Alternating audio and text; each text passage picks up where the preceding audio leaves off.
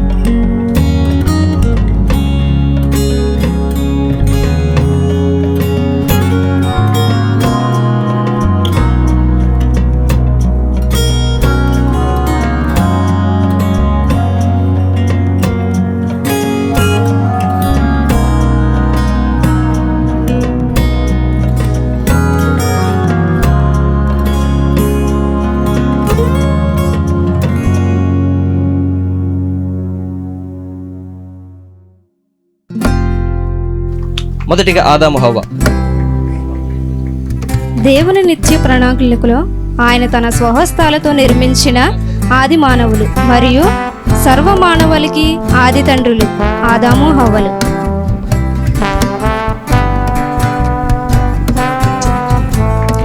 దేవుని చేత నీతిమంతుడని సాక్ష్యం పొంది దేవుడు చెప్పిన మాటని రక్షణకు సాదృశ్యమైన వాడను నిర్మించి తన నీతి ద్వారా కుటుంబాన్ని రక్షించుకుని నూతన సృష్టికి కారకుడైన నోవహు గారు. అబ్రహాము, ఇస్సాకు దేవుని పిలుపునకు లోబడి తన సమస్తాన్ని విడిచిపెట్టి తన సాటి అయిన సహకారితో వాగ్దాన దేశమునకు బయలుదేరి 25 సంవత్సరాల సుదీర్ఘ నిరీక్షణకు వాగ్దానము ఫలము పొందుకున్న వ్యక్తి మరియు విశ్వాసులకు తండ్రి అయిన అబ్రహాము తన తండ్రికి దేవుడు పెట్టిన పరీక్షలో తనకు తానే అర్పించుకునేంత విధేయత చూపిన ఇస్సాకు గారు.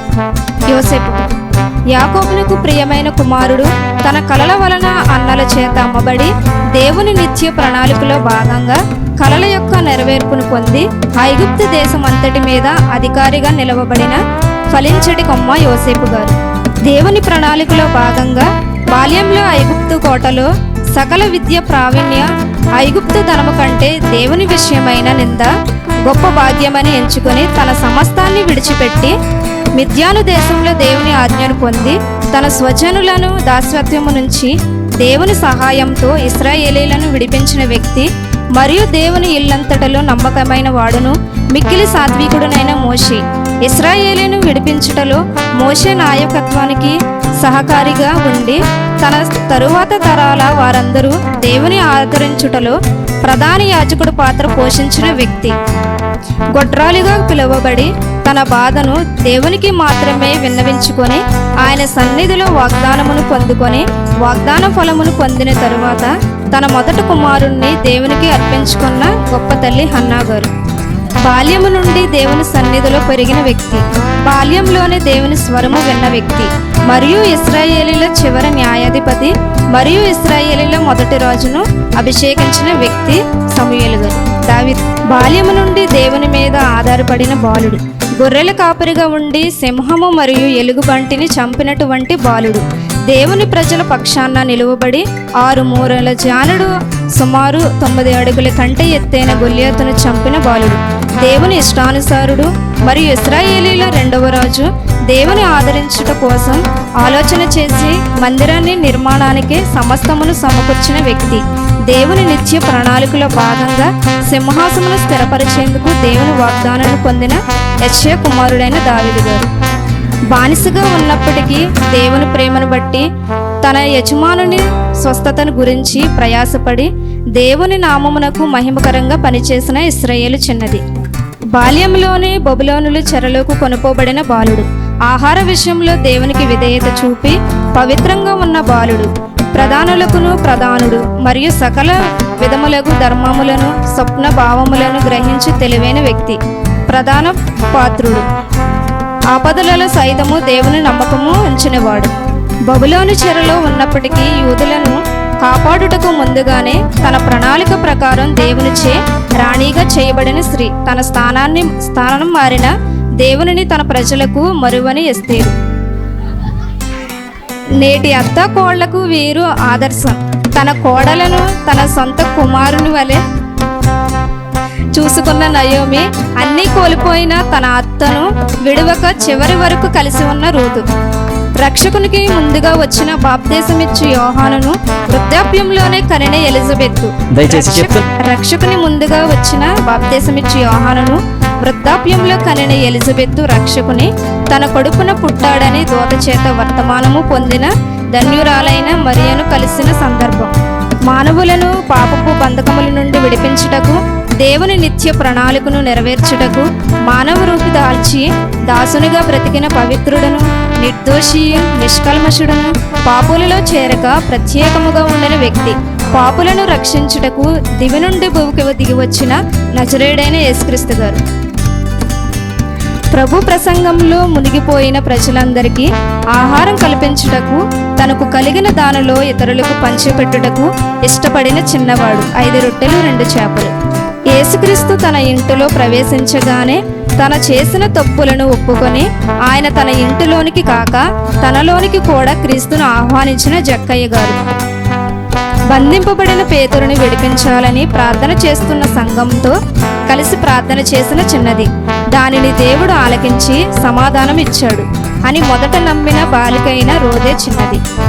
అనేకులకు వస్త్రములను కుట్టి వాటిని విధవరాణులకు పంచిపెట్టిన దోర్కా అనబడిన తబిత, అకుల్ల ప్రిస్కిల్ల. పౌలు చెప్పిన వాక్యమునకు లేఖనముల యందు పరిశీలించి హృదయము కలిగిన వారు పౌలు పరిచర్యలో భాగస్వాములైన దంపతులు.